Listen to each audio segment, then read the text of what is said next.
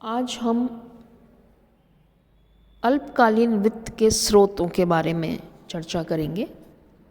इससे पूर्व के टॉपिक में हमने दीर्घकालीन वित्तीय स्रोतों के बारे में चर्चा की थी। आज हम अल्पकालीन वित्त स्रोत की बात करेंगे। एक वर्ष अथवा उससे कम अवधि की वित्तीय आवश्यकताओं की पूर्ति के लिए लिया गया धन अल्पकालीन वित्त कहलाता है। यह अवधि कुछ दिनों, सप्ताहों या महीनों की हो सकती है। अल्पकालीन वित्त की आवश्यकता प्राय किसी भी कंपनी में कार्यशील पूंजी जैसे कच्चे माल को खरीदना, वेतन, कर, मजदूरी, किराया आदि व्ययों का भुगतान करने तथा निर्मित माल की उधार बिक्री का वित्त पोषण करने के लिए होती है। इसलिए कभी कभी अल्पकालीन वित्तीय आवश्यकताओं को कार्यशील पूंजी की आवश्यकता भी कहा जाता है। अल्पकालीन वित्त के स्रोत इस प्रकार हैं, दो भागों में उन्हें बांटा गया है, बाहरी स्रोत और आंतरिक स्रोत। सबसे पहले हम बात करते हैं बाहरी स्रोतों की। बाहरी स्रोतों के अंतर्गत सबसे पहला है जन निक्षेप या पब्लिक डिपॉजिट्स। भारत में जन निक्षेप मध्यकालीन तथा अल्पकालीन वित्त का एक महत्वपूर्ण साधन रहा है। जन निक्षेप से आशय अंश एवं ऋण पत्रों के अतिरिक्त एक गैर बैंकिंग कंपनी द्वारा कंपनी के कर्मचारियों, ग्राहकों तथा अंशधारियों सहित जमा के रूप में जनता से प्राप्त राशि से है। निजी क्षेत्र की कंपनियां ही नहीं बल्कि सार्वजनिक क्षेत्र की कंपनियां भी जन निक्षेप से पर्याप्त वित्त की व्यवस्था करती हैं। जन निक्षेपों में कंपनियां जनता से 1 से 3 वर्ष तक की अवधि के लिए जमाएं स्वीकार करती हैं।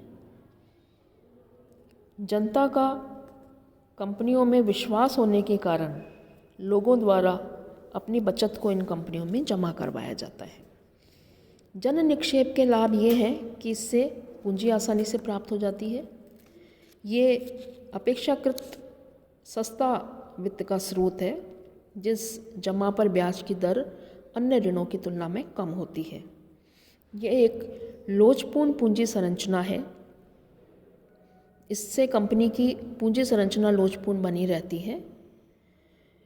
जमाकर्ताओं को मताधिकार का अधिकार नहीं होने से उनको कंपनी के आंतरिक प्रबंध में हस्तक्षेप करने का अधिकार नहीं होता और जन निक्षेप कंपनी की संपत्तियों पर किसी भी प्रकार का प्रभार उत्पन्न नहीं करते। इसलिए कंपनी इन संपत्तियों का उपयोग अन्य स्रोतों से उधार लेने में कर सकती है। जन निक्षेप की कुछ हानियां भी हैं, जैसे जन निक्षेप अस्थायी और मौसमी होता है। इससे कई बार सट्टेबाजी को भी प्रोत्साहन मिलता है। जन निक्षेप पूंजी बाजार के विकास में बाधक है। साथ ही चूंकि ये अल्प अवधि के लिए होता है तथा जमाकर्ताओं को उनके विनियोग के लिए कोई अतिरिक्त सुरक्षा प्राप्त नहीं होती। तो ये जन निक्षेप जिससे अल्पकालीन वित्त एकत्र किया जाता है। दूसरा है इसमें बैंक साख। बैंक साख एक ऐसी व्यवस्था है जिसे बैंक साख या इसे व्यापारिक साख भी कहा जाता है। अल्पकालीन वित्त के क्षेत्र में व्यापारिक बैंकों का एक महत्वपूर्ण स्थान है। ये बैंक सुरक्षित तथा असुरक्षित दोनों प्रकार के ऋण प्रदान करते हैं।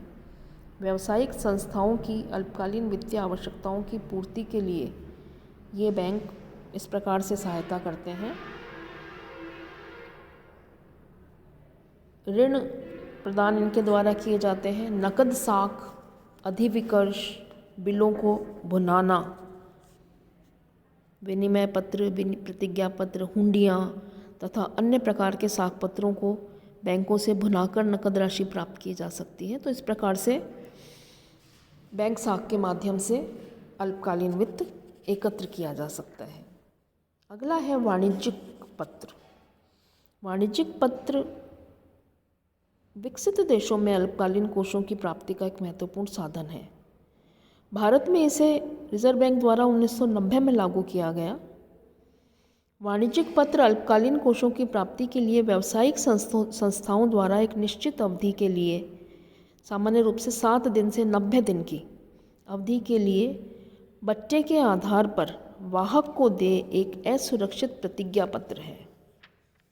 तो इस प्रकार से ये एक असुरक्षित प्रतिज्ञा पत्र है। वाणिज्यिक पत्र एक संस्था की कार्यशील पूंजी की आवश्यकताओं की पूर्ति का बहुत उपयोगी साधन है, परंतु यह एक असुरक्षित अल्पकालीन प्रतिज्ञा पत्र है, इसलिए प्रसिद्धि प्राप्त एवं अच्छी साख वाली कंपनियां ही इस स्रोत का लाभ उठाती हैं। इसकी लोकप्रियता का कारण अल्पकालीन बैंक साख की तुलना में इसका कम खर्चीला होना है। फिर भी वित्त के स्रोत के रूप में यह बैंक ऋणों की तुलना में अपेक्षाकृत कम विश्वसनीय माना गया है। अगला है व्यापारिक साख। व्यापारिक साख अल्पकालीन वित्त का महत्वपूर्ण स्रोत है।